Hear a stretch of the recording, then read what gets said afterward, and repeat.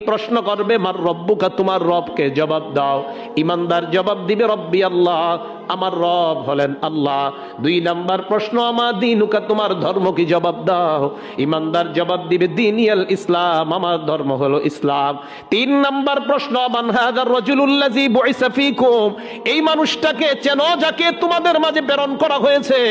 ওই লোক জবাব দিবে হাযা নবিয়ুনা মুহাম্মাদুন সাল্লাল্লাহু আলাইহি ওয়াসাল্লাম, উনি আমাদের নবী মুহাম্মদ সাল্লাল্লাহু আলাইহি ওয়াসাল্লাম। মালাকুল মাউত আসে ইমানদারের আত্মা নেওয়ার জন্য। আসার পর তার মাথার কাছে বসে যায়। এই জন্য মালাকুল মাউত হাদিসে আসছে, কোরআনে আসছে মালাকুল মাউত মৃত্যুর ফেরেশতা। মৃত্যুর ফেরেশতা কার ফেরেশতা?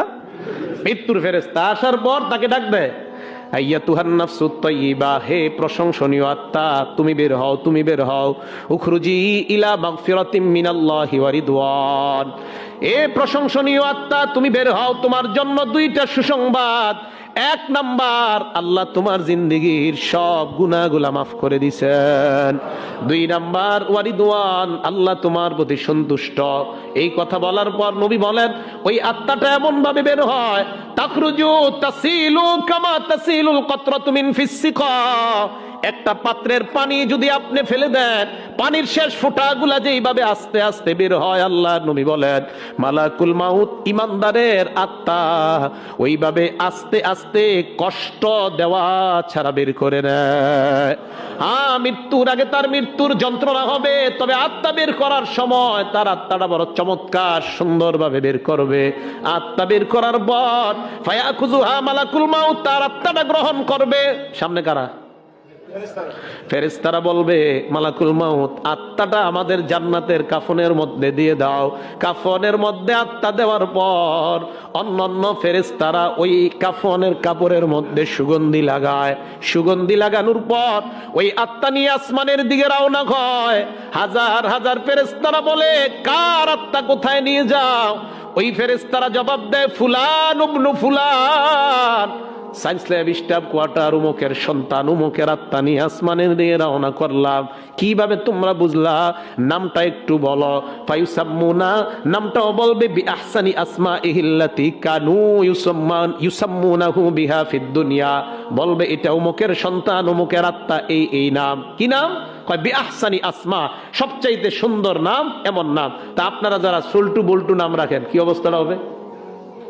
এটা কি সুন্দর নাম? বলেন এটা সুন্দর নাম? কি নাম রাখে? মন চায় তো একটা রাইখা দেয়। সেদিন একজনে দোয়া চাইছে, কি যে কোনো একটা কারণে যাই হোক, তো কি হয়েছে নাম, তো আরেক জায়গায় একজনের নাম শুনলাম, মেয়ের নাম দুঃখী। কি নাম? মেয়ের নাম কি? দুঃখী। এটা কোনো নাম?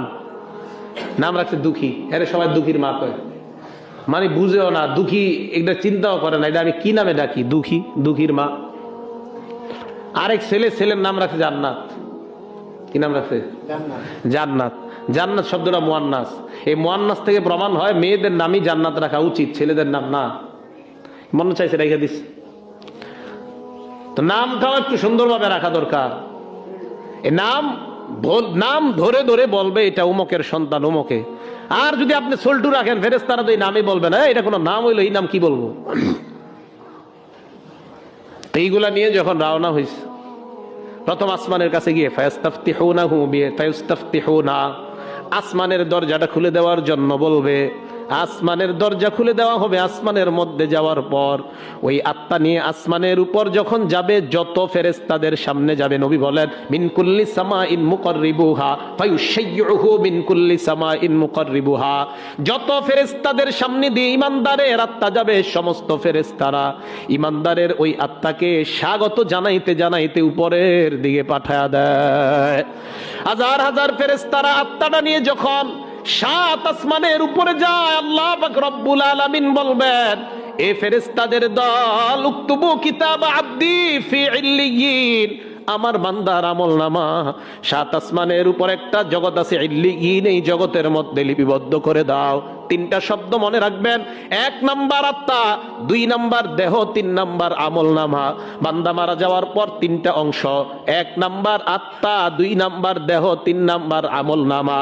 আত্মাটা গেল 7 আসমানের উপর, দেহটা আমরা দুনিয়ার মধ্যে দাফন করে দিলাম, আমল নামাটা আল্লাহ দিয়ে দিলেন ইল্লিনের মধ্যে। এবার বাকি রইল একটা আত্মা। আত্মাটা আল্লাহ বলবেন ফেরেশতাদের দল, আমার ইমানদার বান্দার দেহটা যেই কবরের মধ্যে দাফন করা হয়েছে, যাও যাও ওই কবরের মধ্যে যাও, ওই আত্মাটা আমার বান্দার দেহের মধ্যে ঢুকা দাও। আত্মা তার দেহে ঢুকানোর পর ফায়াতিয়ানিহি মালাকান, দুইজন ফেরেশতা আসবে। আসার পর ফায়ুকঈদানিহি ওয়া ফি রিওয়ায়াতিন ফায়ুজলিসানিহি, ফেরেশতা দুইজন তাকে বসাবে। বসানোর পর ফায়াসআলানিহি, প্রশ্ন করবে মার রব্বুকা, তোমার রবকে, জবাব দাও। ইমানদার জবাব দিবে রব্বি আল্লাহ, আমার রব হলেন আল্লাহ। দুই নাম্বার প্রশ্ন আমা দীনুকা, তোমার ধর্ম কি, জবাব দাও। ইমানদার জবাব দিবে দীনিয়াল ইসলাম, আমার ধর্ম হলো ইসলাম। তিন নাম্বার প্রশ্ন মান হাযার রাজুলুল্লাযী বুইসা ফীকুম, এই মানুষটাকে চেনো যাকে তোমাদের মাঝে প্রেরণ করা হয়েছে।